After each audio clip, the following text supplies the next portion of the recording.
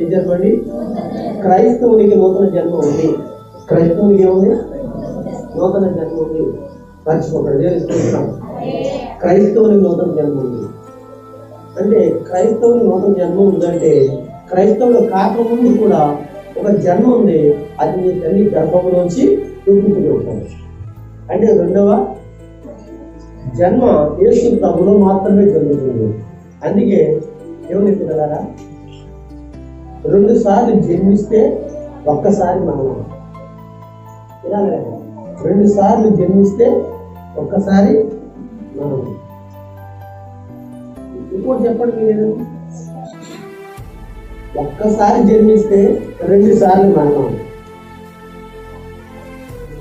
Sir గొర్రెట్ 2 సార్లు జన్మిస్తే ఒక్కసారి మరణం.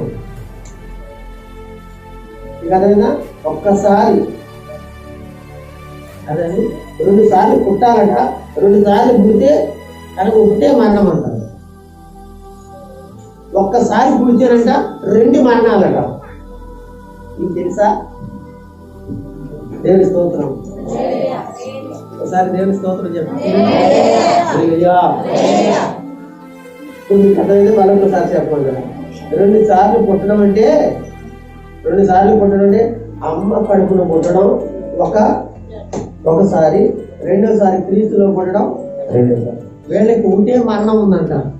వీళ్ళకి ఒకటే మరణం అంట. మీకు అర్థమైంది? ఒకటే మరణం. అదేంటో తెలుసా? శారీరకంగా మరణిస్తాం అంటే ఒకసారి మనం చనిపోతాం. అదేంటంటే శారీరకంగా మాత్రం చనిపోతాం అంటే. అయితే 2 సార్లు పుట్టిన వాళ్ళు అని ఒకసారి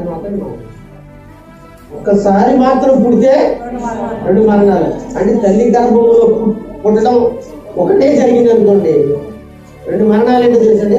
ఒకటి శారీరక మరణం, తర్వాత రెండోది ఆత్మ మరణం. దేవుని స్తోత్రం. ఇది క్రైస్తవులు గమనించవలసిన శాస్త్రమైన సంగతి. అప్పుడే మనం ప్రభుత్వంలో స్థిరంగా ఉంటాం. దేవుని స్తోత్రం. ఏం జన్మండి? క్రైస్తవునికి నూతన జన్మ ఉంది. క్రైస్తవునికి ఏముంది? నూతన జన్మ ఉంది. మర్చిపోకండి. దేవుని స్తోత్రం. క్రైస్తవునికి నూతన జన్మ ఉంది అంటే క్రైస్తవుని నూతన జన్మ ఉందంటే క్రైస్తవుడు కాకముందు కూడా ఒక జన్మ ఉంది. అది నీ తల్లి గర్భంలోంచి రూపుకుంటుంది. అంటే రెండవ జన్మ యేసు ప్రభులో మాత్రమే జరుగుతుంది. అందుకే ఏమని తినగలరా? 2 సార్లు జన్మిస్తే ఒక్కసారి మరణం. ఇలా 2 సార్లు